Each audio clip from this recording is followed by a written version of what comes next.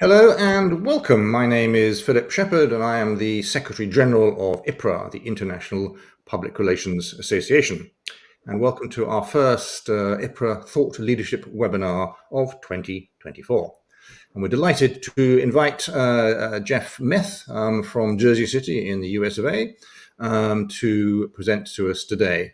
Jeff is the founder of Opinioned, which is a US-based op-ed writing and strategy firm. And he specializes in helping thought leaders develop compelling angles for op-eds to publish in top media. And he'll be sharing, I hope, a few of those angles with us now. Feel free to pose questions at any time you like in the Q&A tab, which you'll find on the left of the chat column.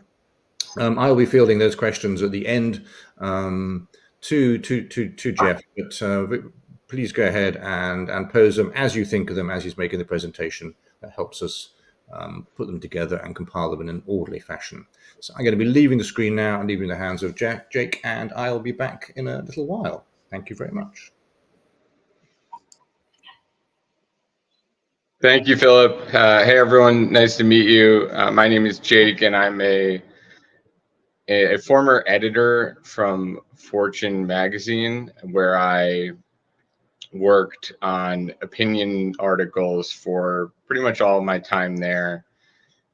And from that experience, decided to start helping people with opinion writing on the client side. I really enjoyed working on those pieces when I was at Fortune, but I also felt a desire to work with executives and other leaders directly to really help them refine their ideas and come up with original angles to send out to media outlets. That was something that I found when I was at Fortune, is that most of the pitches that I received were usually well written and they understood the format of how to write an opinion piece, but they struggled to come up with topics that were original, that touched on topics that a lot of readers would be interested in, and usually were a little more self-serving and not something that, if a bunch of editors got together in a room, would ever come up with that topic. And so from what I learned at Fortune, as well as from what I've learned working with clients, I put together a presentation that will hopefully help the people in this room, as well as anyone else who's watching, write an op-ed that when an editor receives it, they're actually excited to receive it. So let's go into the presentation. The first thing to be very clear on is that it's very difficult to do this. And I think this is an important point, because I think that a lot of people don't have that assumption from the start, and therefore don't put the requisite amount of effort into drafting an op-ed pitch and an op-ed draft that's going to really resonate, especially if they're going for a higher level placement. And the reality is that most of these news outlets are receiving dozens of pitches a day, especially the high level outlets. And so breaking through that is extremely difficult to do. And in some cases, it may not even be worth doing. And I'm going to go into this a little bit, but this isn't something where you should just assume, okay, well, we have an idea, we're excited about it, let's take it out to the media. It's really something where you need to have an idea that's solid, that you feel is going to catch someone's attention, and that you can really work on and get to a point where it's going to be interesting enough to break through.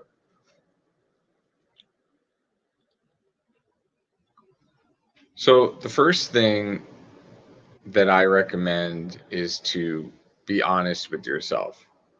So these are a couple of questions that you can ask to help determine if this is even something you should do at all. The first question to ask is, who's driving the bus? And what I mean by that is, if you're acting as a rep to an executive, are you the one suggesting this idea because you think that this executive is well positioned to speak to it in the media? Or have you been forced to work on this by someone who has decided that right now is the time that they must get something published because of some sort of priority that they have? Usually, in the latter circumstance, you're going to struggle to find an editor willing to publish the piece because it's going to be driven mostly by a desire to get something published. And that alone is not enough to succeed. In some cases, it may be that someone has a great idea and they bring it to you, and you decide, oh yeah, I think this is good. Let's run with it. But if if you don't have control of the process from the outset and someone is forcing you to do it, and I've seen this happen countless times, then you're going to end up in a situation later on where you're having to work on a piece that isn't very strong, and you're trying to figure out why it's not working and no one's accepting it. It's because you never really had control of it in the first place. The next thing to ask yourself is, are they actually qualified to speak on this topic? There are a lot of instances where someone who is an expert in one field decides that they want to jump into another field because they've been successful in their own field. That's usually not a good idea. And so it's important to think like an editor thinks. If an editor sees a pitch coming from someone who is not an expert in that field, even if they are accomplished in their own right, they're going to be skeptical of that pitch. And so if you have a principal who's trying to push to write about something outside of their area, it's good to give them a gut check and be honest with them about whether that's something realistic. The next one is the idea original? This is so important. And it's not that hard to solve. If you have a thought for a piece and you want to take it out to the media, the first thing you should do is Google or search in some way to find out whether that's been done already. If it has, it's probably a good idea to back off or at least evaluate whether you can bring something new to the topic. If you can't, there's a good chance an editor has already seen it, and that's going to be a pretty big indicator to them that this isn't something they should work with. And the last one is, will anyone care? I mean, it's very easy for us to fall into our own echo chambers, even if you're working in PR, where you're overly concerned with your own field and don't think as much about, well, is this something that people outside my field are going to be interested in? And it can be helpful even to ask people in your life who are not associated with the media or associated with the subject you're writing about. Pitch it to them. Ask them if they think it's interesting, and make sure it's someone who's going to be honest with you. And if not, there's a good chance an editor will struggle with it too, because the editor is acting as a stand-in for the reader. And so they're trying to pick topics that they think are going to reach a broad audience. The next category of questions is to ask yourself, what's your strategy? So with op-ed writing, it's much easier to think of as a marathon than a sprint, but often people think of it like a sprint. It's like, okay, we're raising funding for our company, or we've released something new, a new product, and we want to bring attention to it. Let's get an op-ed in a major news outlet to draw that attention. That's tough because editors are looking at your corpus, and if you don't have one, then they're going to be more skeptical of you as a writer. You're not going to be what a lot of people call a thought leader if you just write one op-ed every 5 years.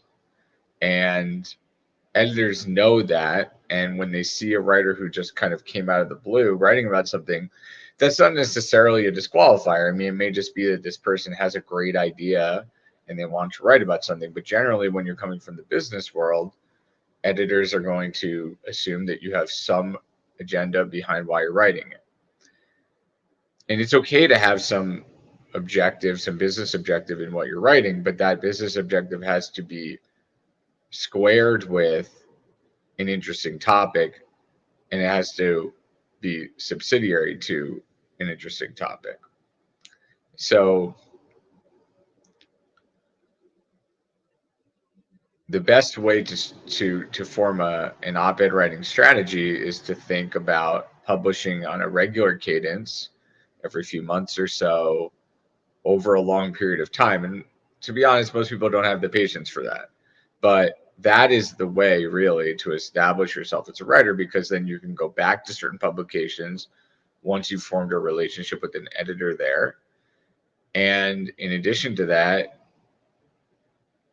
if you go to a new publication, they're going to be able to see what you've written because you can show them, and they'll feel more confident working with you. Because remember, it's not just about whether you've presented them a good topic in this pitch, right? But they're also, when they're reading your pitch, they're thinking ahead. Is this going to be someone who's easy to work with on edits? Because they're probably going to have to edit the piece. And if you're a newcomer, they're going to have a little more skepticism than they would if you were someone who has done this before and knows the drill. The next thing is to, if you're planning out an op-ed broader strategy or an opinion writing strategy, is to nail down what your major themes are and don't deviate from those. And at the start, I would recommend not more than 2 themes. Ideally, you just have one theme that you're just writing about consistently. And you're probably going to be doing this in other media too, on social media and being quoted and in other, speaking at events. You really want to pick your lane and stay there.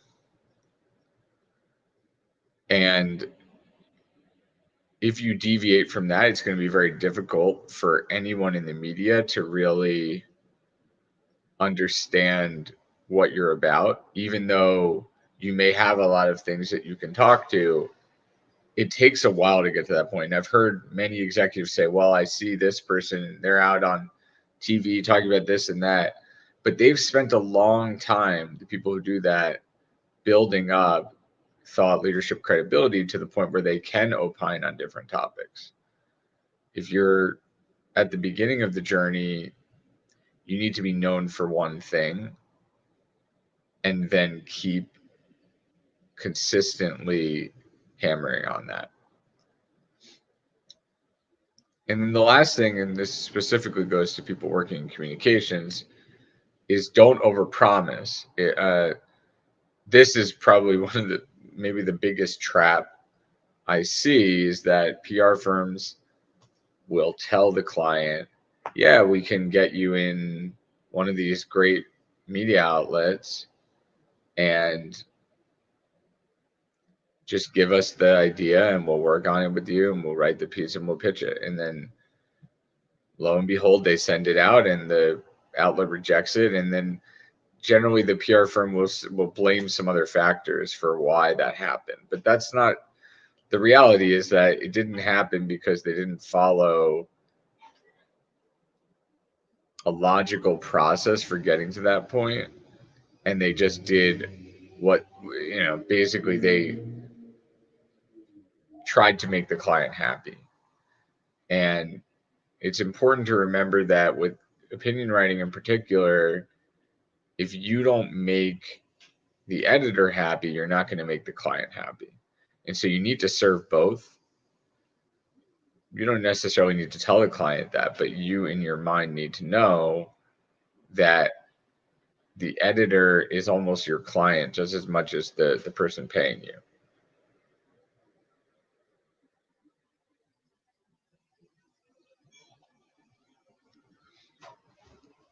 Oh, and just a reminder to everyone, if you could drop the questions in the Q&A tab, that would be great, and I'll take them after I'm done with the presentation.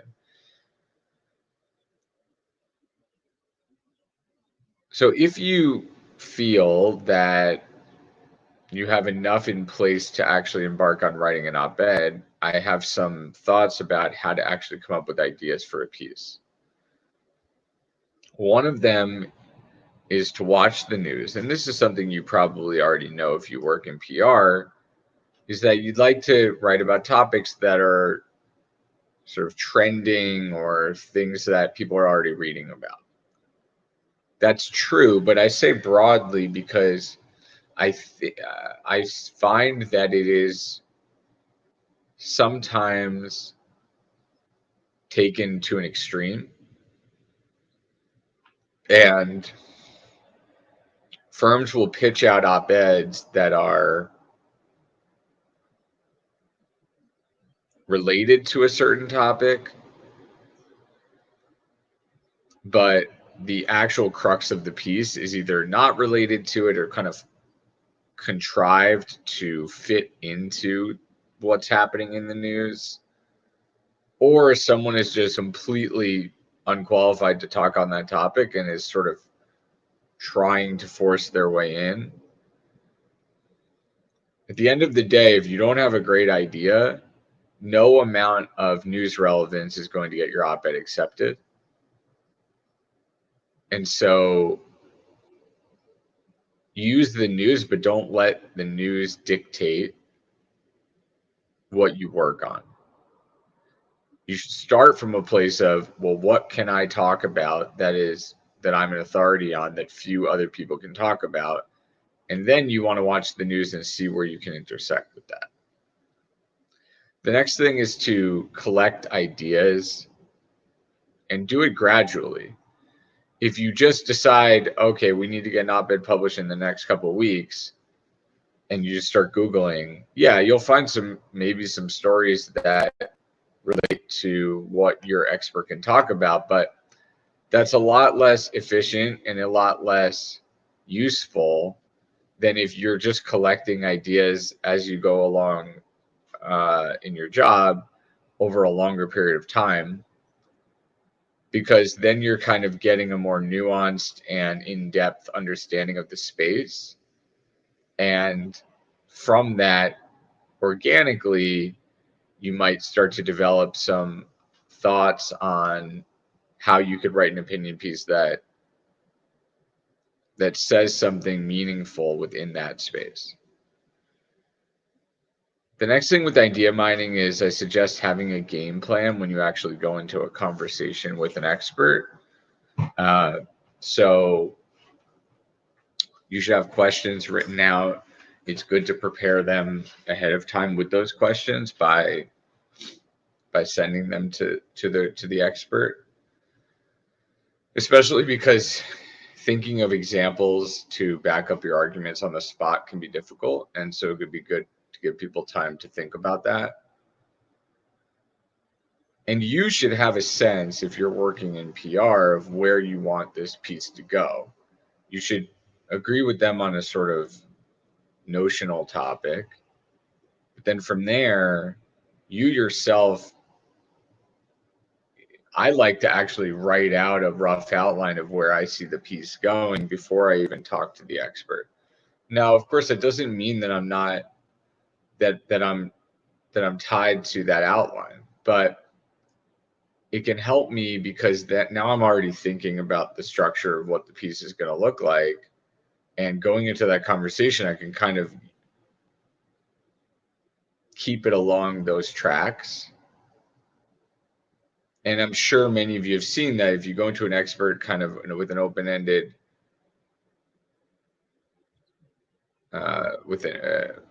attitude. So if you say, okay, so tell me what you think, they can sometimes just, I mean, sometimes they'll just give you one sentence and it won't be helpful, or sometimes they'll go on for 30 minutes and it won't be helpful.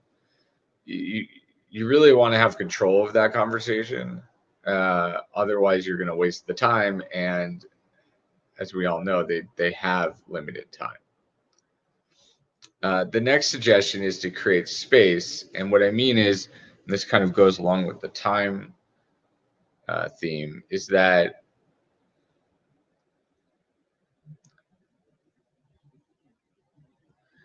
if you just plan out a 30-minute conversation to totally hammer out ideas for an op-ed, that may work, but it's really going to be way more effective if you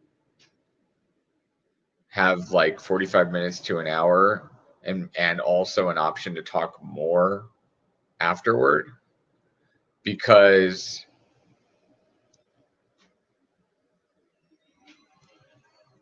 you don't know where that conversation is going to go. And if you're just committed to, okay, we're going to write an op-ed based on the end of this conversation, and then not much comes out of the conversation, you're kind of trapping yourself, because now you have to work on a piece that, if the conversation isn't very fruitful, now you're committed to working on this piece, and you don't really know if it's going to be successful or not. And the client's going to be expecting you to deliver, and that's not a good position to be in. So it's better to give it some time to breathe and be honest with them about the importance of really being able to spend time on a topic and get it to a point where it's going to have the best chance of success. And then my last suggestion is to go deep. And what I mean by that is, don't be afraid to go into the weeds or really in depth on certain things the expert knows. I think there can be an assumption with op-ed writing that it has to be something that is just kind of general, and so that way you're not alienating any audiences. But really, people are reading you because they want you to tell them things that they couldn't learn from anyone else. And so don't be afraid when you're talking to the expert to really dive down into their what they know and go in depth, explore avenues that may seem a little unrealistic. I've usually found that from asking those types of questions and going to that level of depth, something usually emerges that is unique, and then from there you can build out an opinion piece. The last thing, and this is very relevant for people working in communications, is what to do if you really don't have anything. Even after talking to the expert, you just feel, I just don't know if this is enough, if this is going to impress an editor. So what to do in that circumstance, the first thing is rely on facts. So say you've come up with a topic that you're not really sure is original, because the expert wants to write about this, but you've seen it written before. Find those articles and show them to the expert, and try to impress upon them that this is going to be nearly impossible to place, given that you're already in a competitive space, right? Or if they want to write about a topic that there's really very little media interest in, you can find some statistics to back that up, whether through sort of search history, search statistics or trends, things like that, right? And then if you have to, you should push back. I really think that everyone would benefit: the client, the representative, and the publications would all benefit if the communications person pushed back on the executives more, but they don't, because they're afraid of annoying or losing business. But they're not looking long term. Long term, if you work, I mean, I've kind of said this already, if you work on a piece that's no good and then you bring it out to the media, you're going to struggle to get it placed. And then your client is going to be unhappy with you anyway. So it's better to be honest with them up front. And then, maybe they won't like it and maybe you lose the client. But in some cases, they will appreciate that you're being honest with them because they want that type of honesty from you. And so you have to think about how you're serving the client more than just simply doing what they tell you to do. And then lastly, and this goes for large agencies, I think in particular, is to protect yourself. So gather that evidence and be prepared to make a strong case for why you're not going to be taking this op-ed out, or why you're recommending doing a different topic, or just something that the expert isn't asking for, because people are going to want to know why you're saying no or you're putting your hand up.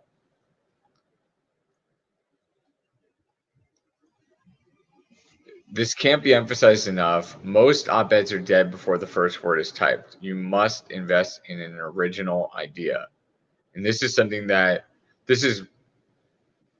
I would say, what spurred me to go into working directly with clients, is that I would read pitches and I would think to myself, how did they even, what happened that led them to think this was a good idea? Did anyone really think this through? Like, seriously, is what I would sometimes ask myself when reading these pitches. That it looked like it was produced with almost no forethought into whether someone actually wanted to read this, and almost entirely because someone said they wanted to do it. And I think that I see PR focus a lot on, well, should the pitch be shorter? Should we have written a more catchy intro? And I'm going to go into some writing tips, and those can be helpful. But really, that's not what's going to do. Like, if the idea was broken from the start, then all of those things you're doing are just, they're little tweaks, but they're not going to fundamentally change the outcome. And so it's much better to put more of your effort into the beginning of the process, when you're actually coming up with the idea, and making sure that it's something that's solid. So I'll talk a little bit about writing here. Like I just said, I think that the actual writing of the op-ed is important, but is overemphasized. Editors understand that for a contributing writer, they're generally not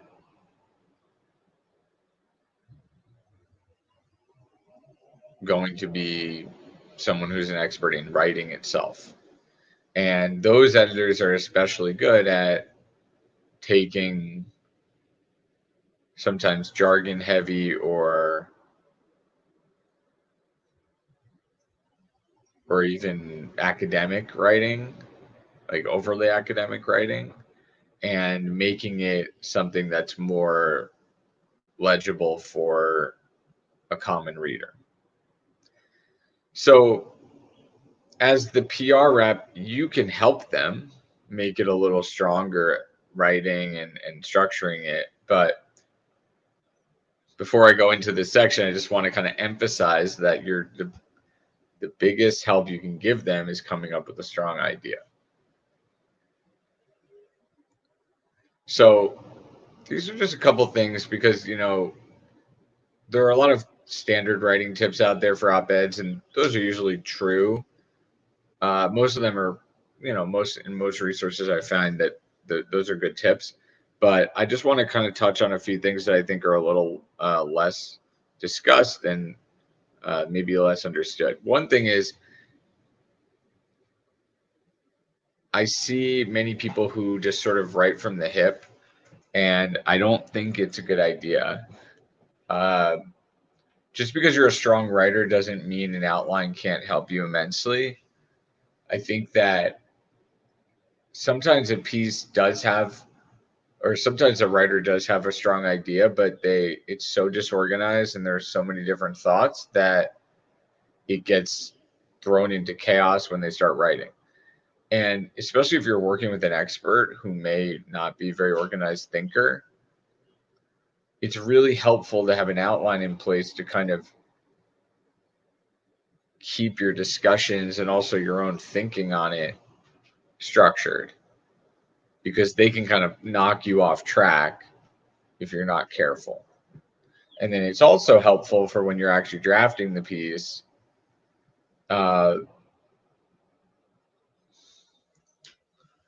It can allow you to be more creative, because when you have an outline, now you sort of have the structural aspect of it taken care of. And then you can be a little bit more open in your expression of your ideas and in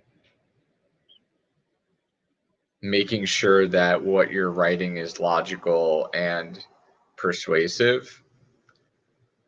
Having something next to you just refer to just empowers that.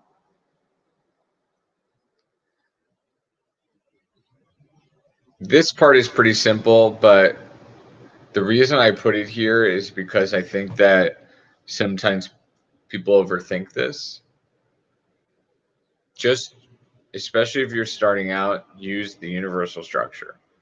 You need a lead, right? So don't lead with just background information or a discussion of the overall topic. That's not a lead.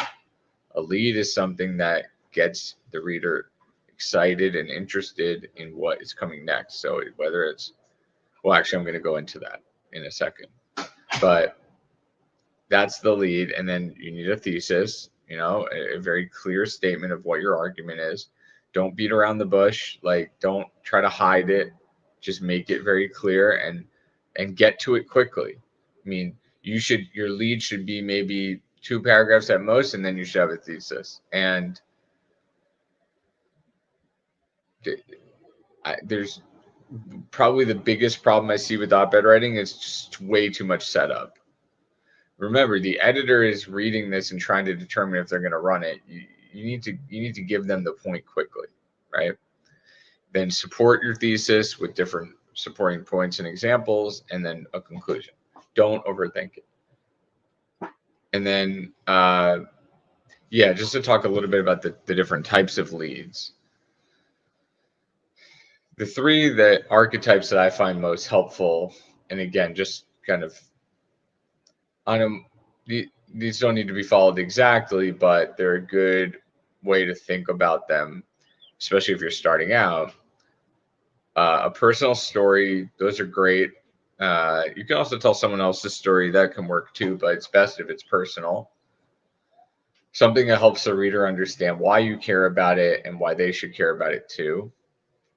Another one is to just present some data or facts, but don't just drown the reader in data, but facts that are going to be, it's something that you would tell someone if you were trying to get them interested in what you were talking about, if in person. If you can present those in an interesting way, that could be a good way to start a piece. And then lastly, you can just sort of say something eye-catching, right? Something controversial. It's often good to say something like, most people think this, but this is the reality. So kind of framing like that can be a great way to get attention. the point of the lead is not to give the reader an overall view of what your piece is about. The point of the lead is to catch their attention. Then you can go into, you state your thesis, and then you can kind of offer a little bit of background. But you don't start with the background because that bores the reader and it bores the editor. But the main thing I want to emphasize here is don't try to make more than one point in the op-ed. Now, of course, you're going to make a series of small points to lead up to the larger point. But with your larger point, the reason you wrote the piece in the first place, there should just be one thing. Because if you think about articles you've read in your life, especially ones you've read years ago, I mean, most of them you don't remember. But for the ones you do remember, you remember maybe one thing about the article, or you could maybe say one sentence that summarizes the article, and that's fine. There's nothing wrong with that. I mean, that's kind of the point, is that everything that is in the op-ed supports the main point so that it sticks in the reader's mind. Our brains only have so much capacity, and so the best thing that you can do is just focus on that and make that your objective. I think a problem that often people run into is that they're so excited about writing about a topic that they start throwing out a lot of different points in the piece, and maybe they think it makes them look impressive, but in reality, it just ends up confusing the reader, and for an editor who's trying to decide whether to take the piece, they're trying to determine really quickly, sometimes within seconds, whether they should work on it. And so it should be glaringly clear to them what the piece is about immediately. Otherwise, they're just going to move on to something else, because they know that trying to get a piece that is kind of all over the place into a position where it's simpler and more digestible is going to take them a lot of time, and they may not want to put in that effort. So that's the end of the presentation. I'm happy to take some, well, I'm not happy to, I am going to take some questions, because I know there are already a few have been asked. And if anyone has any more that they want to throw into the Q&A, please do. I know some people send them to chat. I'll try to get to this at the end, but it would be helpful if you could actually put them in the Q&A. Jake, that's lovely. Thank you very much for that.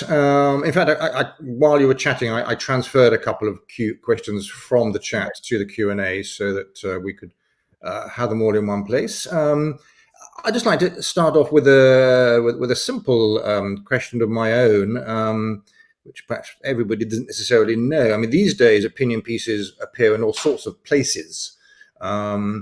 And maybe you can explain the origin of the word op-ed and why an opinion piece is called an op-ed.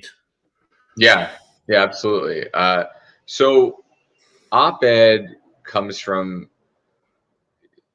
it was originally a term that came from the New York Times, where they would have an edit in the physical paper. There was an editorial page which presented the view of the paper, right? So just like you still read today, editorials that are written by people who work at the actual paper, and they presented an opinion on a topic. And when they would run essays or articles that were from people who didn't work at the paper, those would be located opposite the editorial page in the physical paper. And so that's where it took on the name op-ed, opposite editorial page.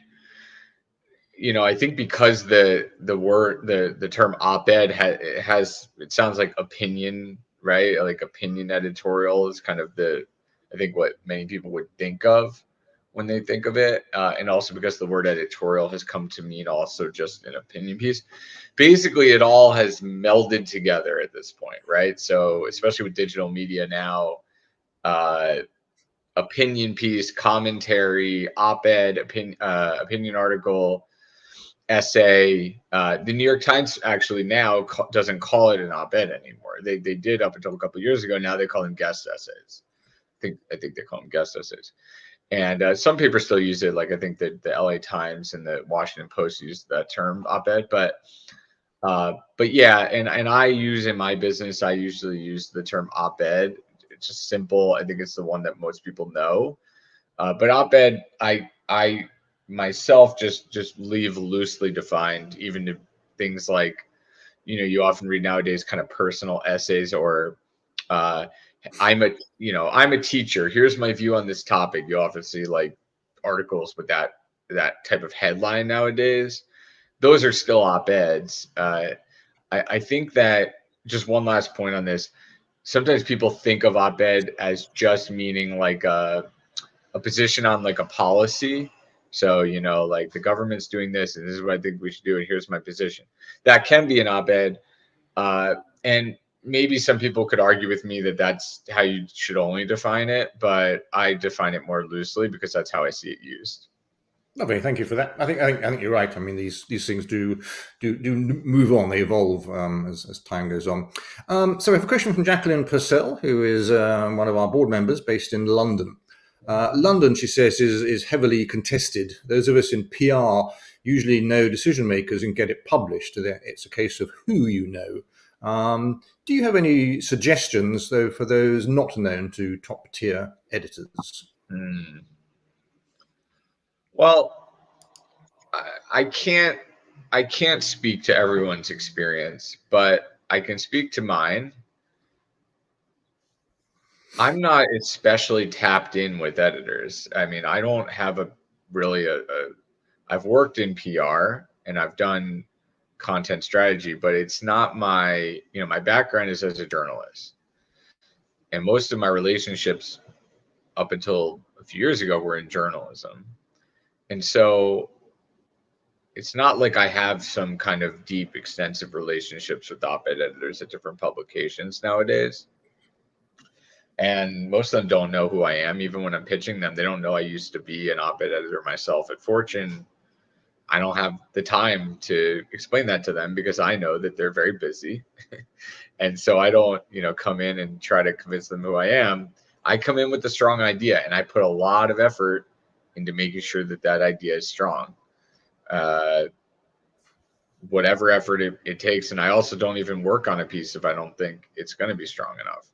And so I've been successful, and I'm not saying this to brag or anything. I'm just saying like I've been successful working with clients because I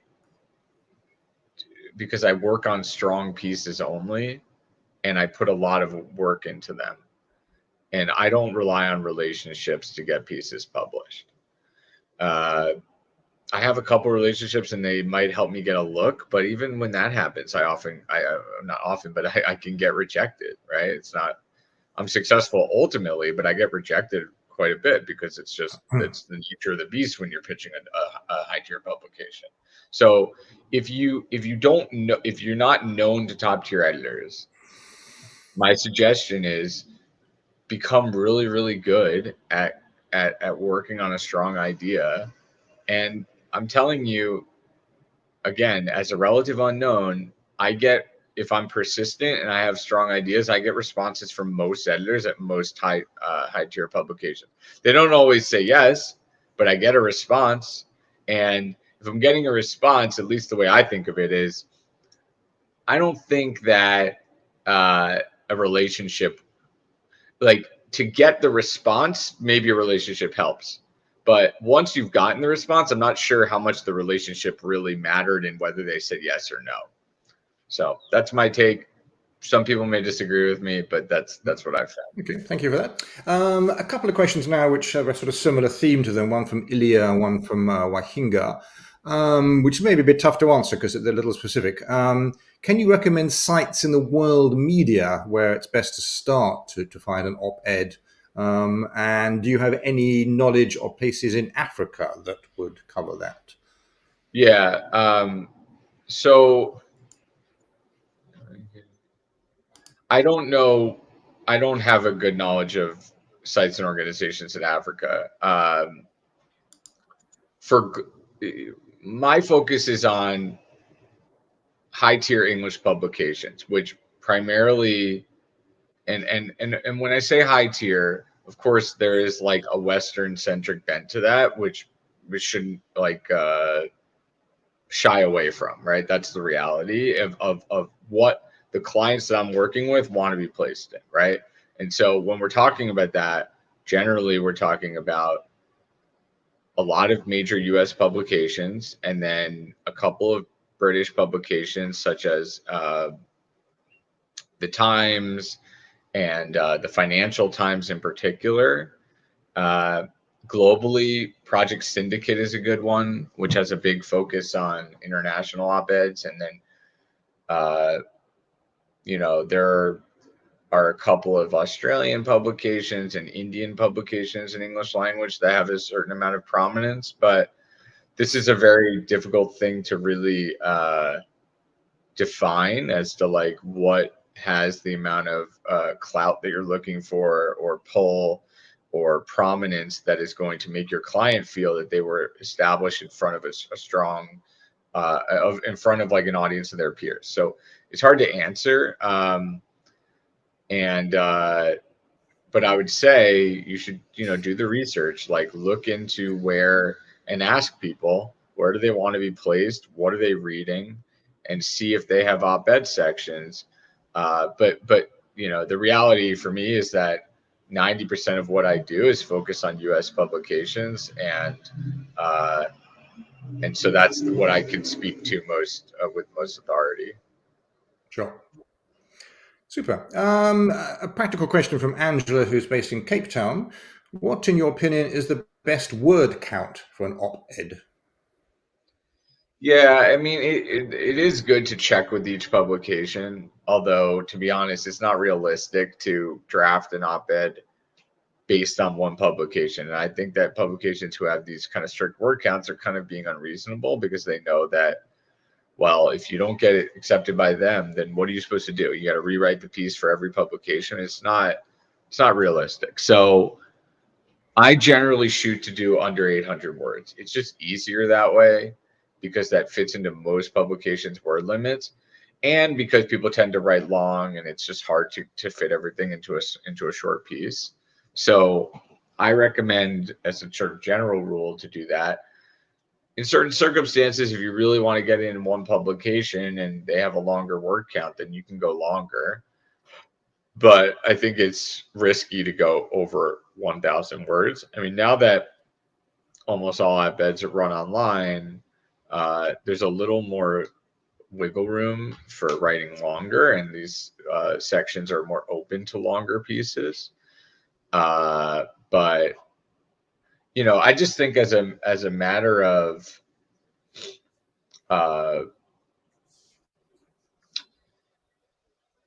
what's the word? Like, I think that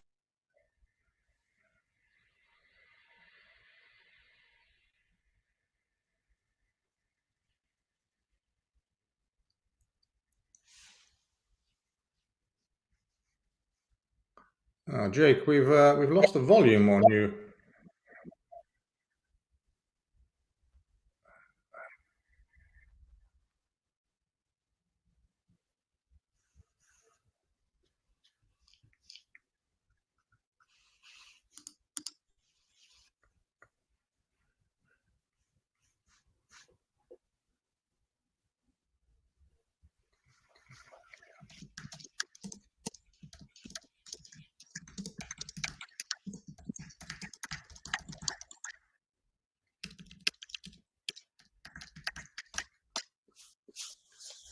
Well, I'm sorry, guys. I don't, Jake, if you can hear me, we're having problems with hearing you. You're on intermittent.